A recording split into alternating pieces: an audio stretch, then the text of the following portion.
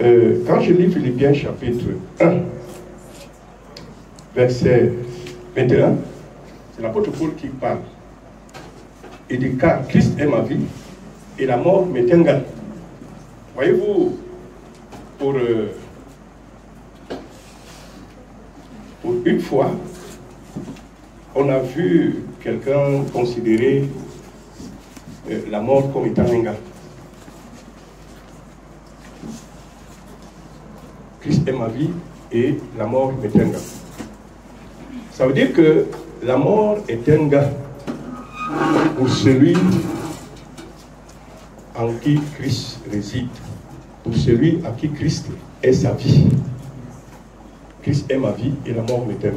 Ça veut dire que si Christ n'est pas la vie de quelqu'un, n'est-ce pas, sa mort sera quoi? Une perte. Parce que et là, on ne peut pas dire merci à Dieu pour sa mort, parce que c'est la perte. Mais nous pouvons dire merci à Dieu aujourd'hui pour Papa Commet, parce que sa mort a été un gars. Alléluia. Amen.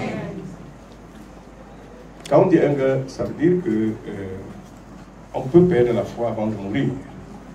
On peut renoncer à Christ avant de mourir. Et c'est pourquoi Paul, avant de mourir, avait dit: j'ai combattu le bon combat, j'ai gardé la foi. Et il pouvait donc mourir dans cette assurance.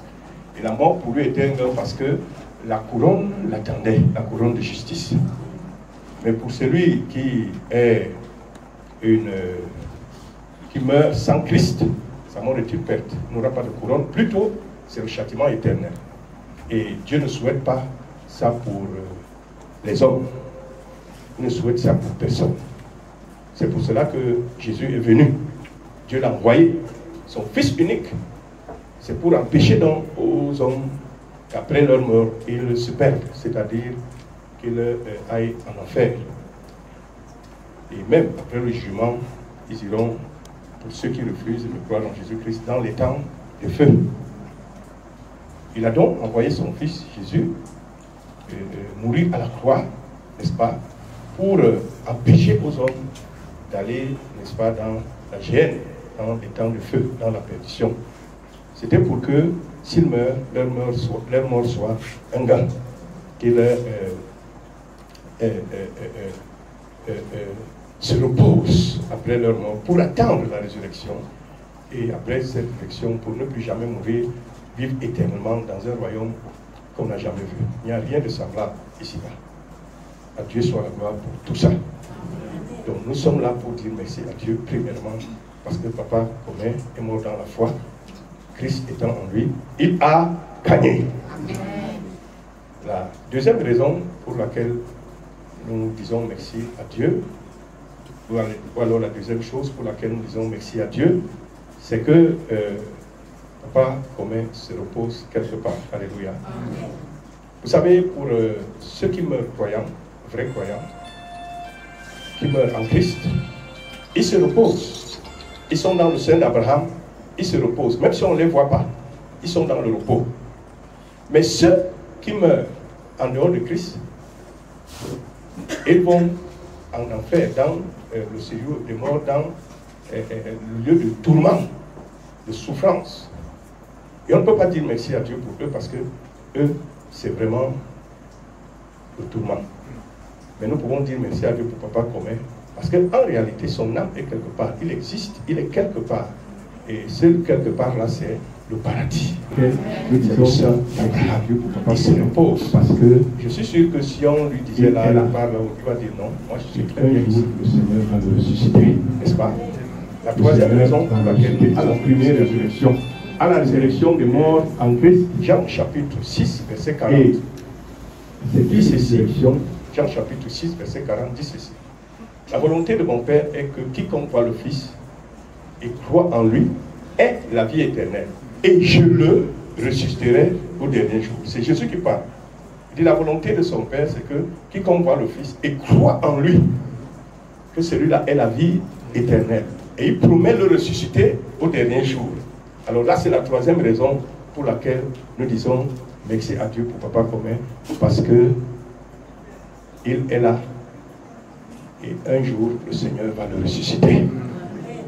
Le Seigneur va le ressusciter à la première résurrection, à la résurrection des morts en Christ.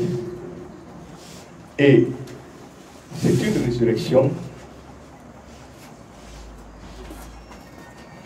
qui nous communiquera la vie éternelle, corporellement. C'est-à-dire que nos corps vont porter l'immortalité et l'incorruptibilité. Il n'y aura plus de mort avec ce corps. Pour ceux qui vont être ressuscités à la première résurrection, à la résurrection des morts en Christ. Et nous disons merci à Dieu pour cette grande espérance, parce que Papa Comé va ressusciter. Alléluia.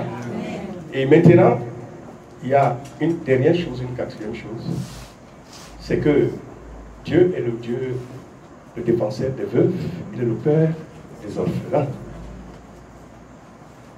Malgré l'absence de Papa Comé, Dieu a gardé la famille de Papa Comé. Il garde son épouse jour et nuit, il garde ses enfants, il veille sur chacun, il leur donne à manger. Vous avez vu qu'ils ne sont pas devenus des mendiants, mais Dieu pourvoit à leurs besoins. Et Dieu leur donne la vie, parce que Dieu est capable de remplacer un mari et de remplacer un père pour défendre la veuve et pour prendre soin des orphelins. Voilà les 4 raisons pour lesquelles nous sommes venus ici pour rendre grâce à Dieu. Et nous disons gloire à Dieu. Mais je ne manquerai pas de vous poser une question. Qu'en sera-t-il de toi s'il arrive que tu meurs un jour? Est-ce qu'on pourra aussi organiser un culte d'action de grâce dans la vérité? Parce qu'il y en a qui organisent dans le mensonge. Pendant que la personne souffre en enfer, on est en train de dire merci à Dieu inutilement. Si Dieu pouvait parler à ce moment-là, il dirait, vous me dites merci pendant que votre personne est en train de gémir là-bas de l'eau, de l'eau, de l'eau. Qu'en sera-t-il? Vous savez qu'il est réservé à tous les hommes de mourir une seule fois. Après quoi vient le jugement. Donc s'il t'est réservé de mourir, hein, est-ce que on pourra aussi organiser un culte d'action de grâce comme celui-ci pour dire merci à Dieu pour ces 4 raisons, pour ces 4 choses? C'est pourquoi je voudrais te donner un conseil divin. Repends-toi et crois au Seigneur Jésus. Renonce à toute vie qui n'est pas juste devant Dieu. Je ne parle pas ici d'une religion quelconque. Je ne parle pas des musulmans, je ne parle pas des chrétiens, je ne parle pas d'une dénomination quelconque. Je ne parle pas des catholiques, je ne parle pas des pentecôtistes, je ne parle pas des adventistes et consorts. Je dis ce que Jésus a demandé de dire, de prêcher la repentance et le pardon des péchés. Vous savez, le pardon est possible. Jésus a été sacrifié. Son sang a coulé. Sans infusion de sang, il n'y a pas de pardon de péché. Mais le sang a coulé. Donc le pardon est possible. Il faut que chacun se repente et croit en celui qui a versé son sang afin qu'il soit pardonné. Et étant pardonné, Dieu le purifie par ce même sang. Étant purifié, Dieu le justifie par la foi en lui. Et dès lors qu'il est justifié, Dieu le fait entrer dans son royaume. Alors, si l'évangile s'arrêtait à la mort de Jésus, ce serait un évangile incomplet. Parce qu'on allait dire que Jésus, tu nous as parlé de la résurrection, toi-même tu es mort. Est-ce que tu es ressuscité? Donc, tous les morts en Christ seraient perdus. Mais Dieu qui est fidèle ne pouvait pas abandonner l'âme de Jésus dans le séjour des morts. Dieu qui est fidèle n'a même pas permis que son corps connaisse la corruption. Là où il était dans la tombe. Hey! Le troisième jour, un dimanche matin, très tôt, l'ange a été dépêché. Il a roulé la pierre. L'âme de Jésus est partie du séjour de mort et est revenue dans son corps. Son souffle qui était reparti du ciel est revenu en lui. Il était complet, esprit, âme et corps. Dieu l'a ressuscité des morts. Et nous disons, il est vivant. Il s'élève. Jésus est vivant. Oh, ce jour-là, les apôtres étaient réunis. Ils montaient devant eux. Ils montaient devant eux. Une nuit est venue le dérober. Il est parti. Et la Bible dit qu'il s'est assis à la droite de la majesté divine. Et tout pouvoir lui a été donné. Il détient tout pouvoir. C'est pourquoi celui qui croit en lui ne sera jamais confus. Celui qui croit en lui n'ira jamais dans les temps de feu. Celui qui croit en lui, même s'il meurt, il vivra. Et il vivra éternellement. On ne te demande pas d'être pentecôtiste. On ne te demande pas d'être église de réveil. On ne te demande pas d'être catholique ou protestant. Ce qu'on te dit, il y a un royaume, le royaume de Dieu. Jésus l'a annoncé. Il a envoyé les disciples annoncer. Et il a dit que ce royaume sera annoncé parmi les nations. Et alors viendra la fin. Je vous annonce que tout ce que vous voyez ici-bas, ça, on ne peut pas comparer ça, même pas un peu. Même pas un peu. Il y a des royaumes ici-bas, le royaume du Maroc, le royaume d'Angleterre, tout ça c'est comme un grain de sable devant le royaume de Dieu. Et tous ces royaumes vont s'écrouler. Le ciel et la terre passeront. Mais le royaume de Dieu est éternel. Et ceux qui vont la volonté de Dieu vont vivre éternellement dans ce royaume.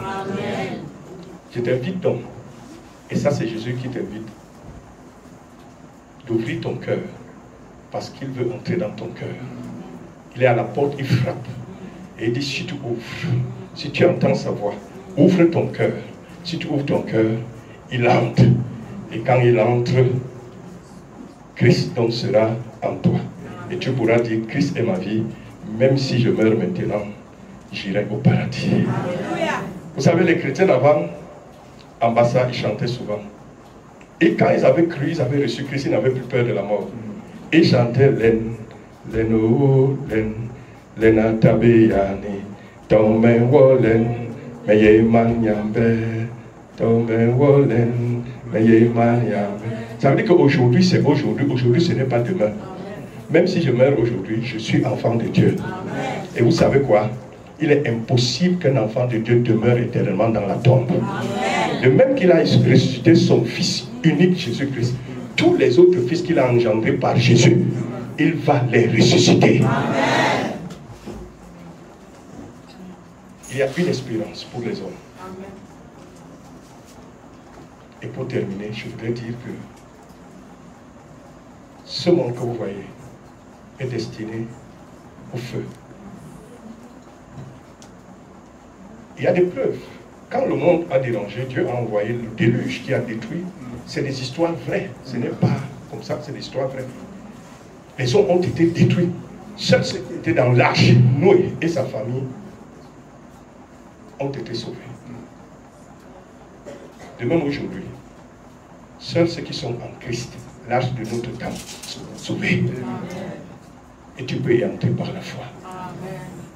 Mais tous ceux qui ne veulent pas entrer en Christ, la condamnation de Dieu demeure sur eux.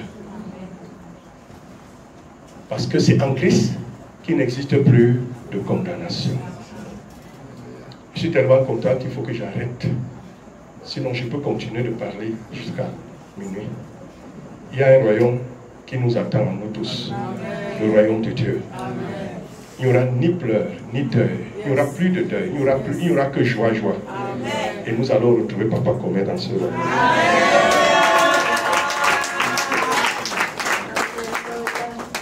Et je voudrais que nous tous qui sommes ici, nous puissions nous retrouver dans ce royaume. Amen. Que vous puissiez me dire qu'en ce jour-là, quand tu prêchais, mon cœur s'était ouvert, j'ai ouvert mon cœur à Jésus d'entrée et me voici dans le royaume.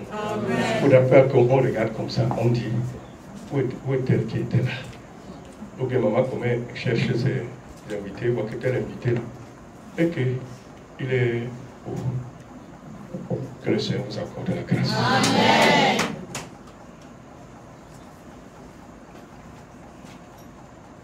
Alléluia. Amen. Alléluia. Amen. Quel merveilleux jour. Jour de grâce. Jour d'action de grâce. Jour de la bonne nouvelle. La bonne nouvelle du royaume. La bonne nouvelle de Jésus-Christ.